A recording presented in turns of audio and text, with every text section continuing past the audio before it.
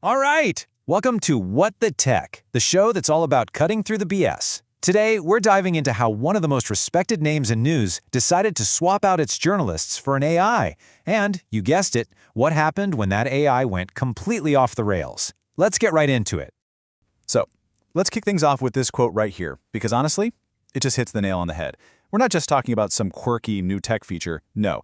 This is a story about a trusted institution basically vandalizing itself from the inside out. Okay, so here's where it all starts. The Washington Post rolls out this super futuristic-sounding AI feature. And look, on the surface, you'd think, wow, this is the next big thing and how we get our news. And here's the shiny sales pitch they gave everyone. You, yes, you, get to be your own news director. You pick the topics you care about, you select your favorite AI host, you even decide how long you want the briefing to be. And get this, you can even ask it questions. It's the ultimate dream, right? Perfectly personalized news whenever you want it. Sounds pretty amazing, doesn't it? But, well, that dream lasted about as long as a free trial on a streaming service. The crash back down to reality from that promise, it was fast, and it was brutal. How fast, you ask? 2 days. Yep, that's it. Just 48 hours. It took less than 2 days for this shiny new toy to start breaking down so spectacularly that alarms started going off inside the company. I mean, come on, that's not a beta test. That's a full-blown public meltdown. And this slide just lays out the absolute chaos perfectly. The promise was personalized briefings. The reality? The AI was actually changing the content of the news stories. They promised you your own AI host. What you got was an AI that just made up quotes and attributed them to the wrong people. And that whole Ask the AI feature, yeah, that just served up straight-up commentary and pretended it was fact. Look, this isn't just a buggy app. This is a fundamental attack on the one thing a news organization has, its credibility. But honestly, this next part might be the creepiest thing in this whole mess. The AI was programmed to, well, to fake being human, to add in little ums and ahs and awkward pauses. Just think about that for a second. That's not a bug. That's a deliberate design choice meant to trick you, to manipulate you into thinking this error-filled robot voice is more trustworthy.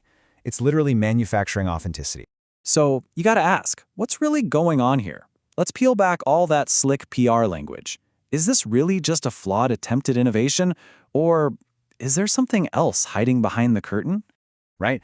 Was this just an embarrassing bug, or was this a deliberate business strategy all along? Because once you start following the money, that whole oops, it's just a bug story starts to feel, well, pretty thin. It starts to look a lot like a cover story. Let's just be brutally honest here. This was never about you, the reader. This is about one thing: cutting costs and dressing it up as tech progress. Think about it. You don't have to pay an AI host a salary, right? No benefits, no overtime. You can just churn out this endless content slurry for next to nothing. And the real kicker for the suits upstairs, you get to slap that trusted Washington Post logo on it, and when it all goes wrong, there's nobody, no single person to blame. Look, if you're into cutting through exactly this kind of corporate nonsense, then you're definitely in the right place. So hey, do us a favor, hit that like button and subscribe to What the Tech. It really helps us keep making these. So here's the bottom line, the thing you really need to get. When a human reporter makes up a quote, they get fired. Period. When this AI does it, oh, it's just iterating. It's learning. It's absolute nonsense. This is what we call reputational self-harm. They are consciously slapping their historic brand name onto a system that has zero concept of truth, of ethics, of context. None.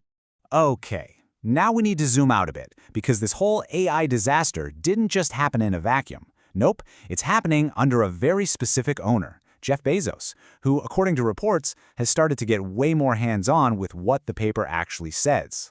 And if you look at the reports, you start to see a pattern emerging. We're talking about pressure on the board to kill a political endorsement, top-down orders saying editorials can't be against free markets.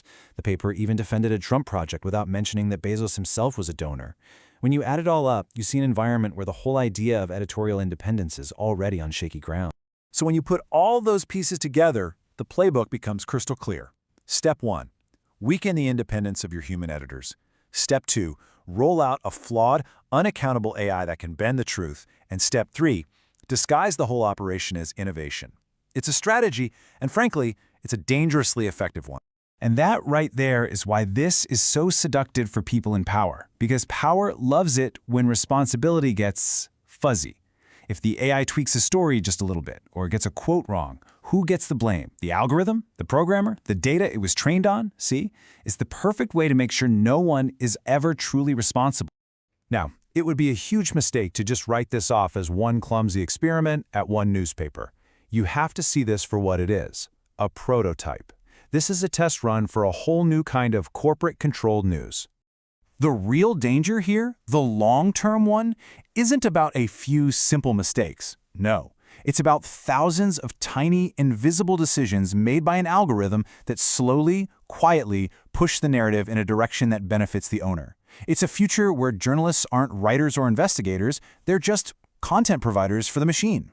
And maybe worst of all, it gets us all used to the idea of these great, trusted institutions speaking to us with fake, robotic voices that answer to no one.